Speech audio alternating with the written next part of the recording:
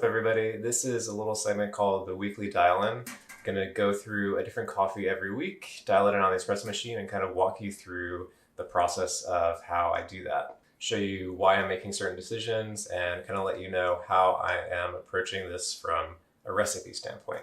So let's get into it. Okay, the first coffee that we're going to do is this Peru.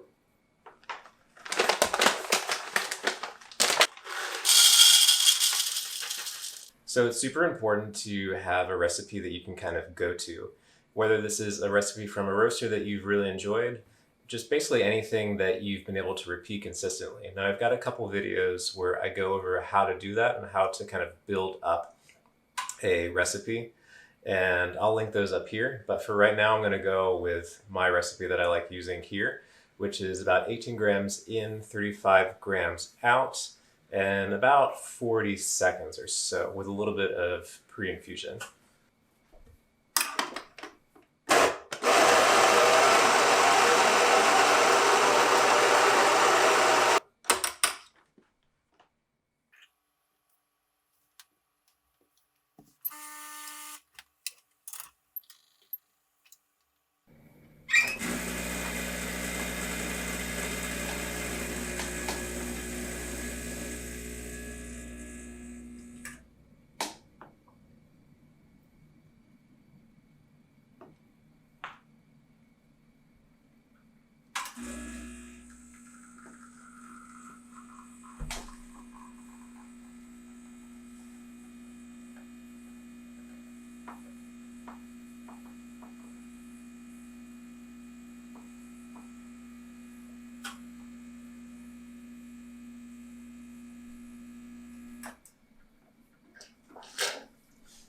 So we got quite lucky. I ended up with 35 grams out in about 40 seconds with a little bit of pre-infusion.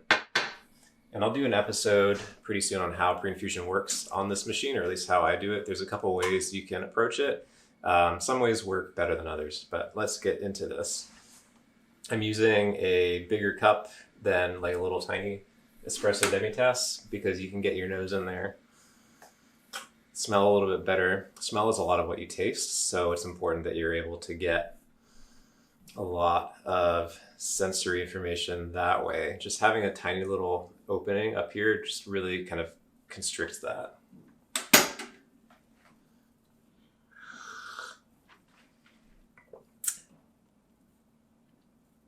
It's very sweet right off the bat. There's like a little bit of like bitter cocoa, like baker's chocolate kind of thing.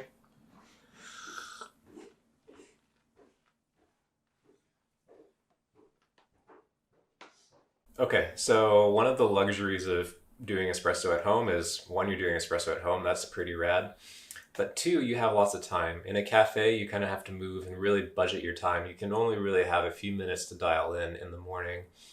And then it's kind of whether you're having a busy day or not, if you can kind of spend more time with the coffee.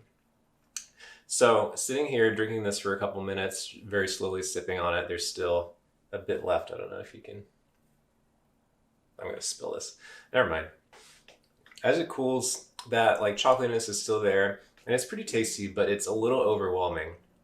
So the body of the coffee is really good, but the flavor intensity is just like a little bit too much. And the flavor clarity isn't really there. You're not going to get a ton of flavor clarity on espresso anyways, but this just feels a little bit muddy. So since I like the body of the coffee, I'm going to keep the ratio of 18 to 35 where it is, but I'm going to coarsen it up a little bit. And by a little bit, I only mean like a little tiny notch on here. So this grinder has a macro and a micro setting. So I'm just going to go a little step coarser on the micro setting. I finally got the new firmware update on my Akai scale, and I chose the one with lots of modes, and I'm finding that I really don't want lots of modes on my home scale. I actually don't really want lots of modes on any of the scales for what I use them for. So I'm going to try and figure out how. I know there's a way to actually set it up so there's only a couple modes, or however many modes you want. Doing the kind of Scott Rayo thing where you rotate as you dose, because these grinders go so slowly compared to like a big commercial grinder, you can definitely do that.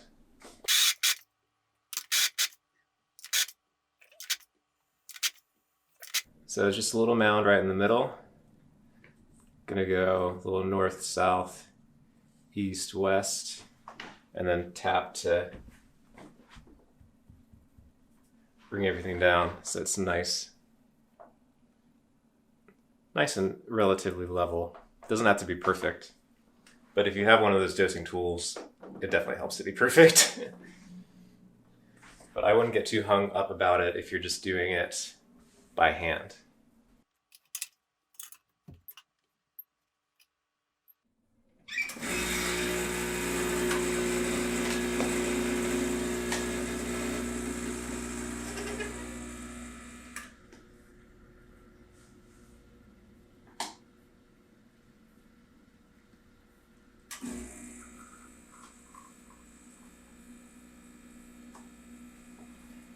Okay.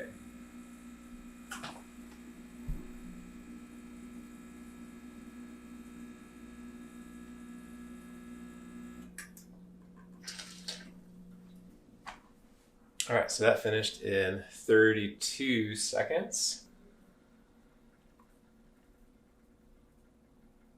So again, patience is everything. Let this cool for a second before you jump in.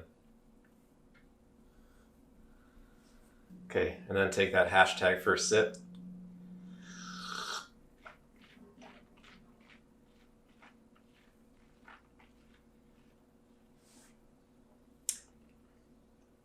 So it's really different right off the bat. There's still a lot of body, but the texture's not quite as in your face.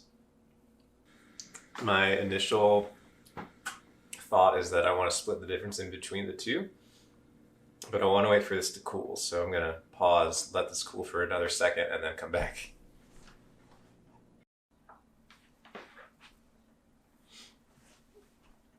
Okay, so there's something fruity that's hiding in here, but it's still kind of hard to taste past the really heavy body. And it's ever so slightly sour. So what I think I would like to do is increase the extraction a little bit. And I could do that by going finer, and then I'd just be back where I was, which isn't exactly where I want to be. I want to get more of those fruity notes out. So instead of going 35 out, I'm going to go up to 40 out, and we'll see what happens.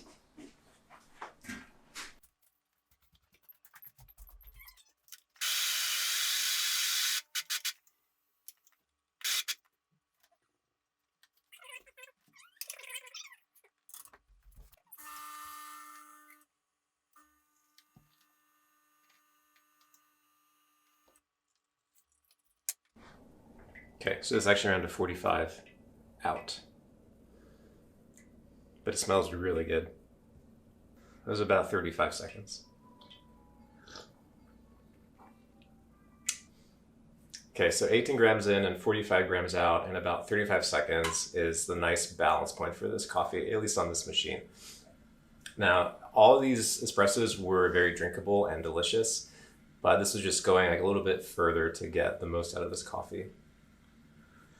All right, so that's it for this week of dialing in, or what am I calling this? Dialing in? All right, so that's it for the weekly dial in. Let me know if you've had any coffee from Equator, if you tried brewing some of their single origin stuff as espresso, down in the comments below, and I'll see you next week.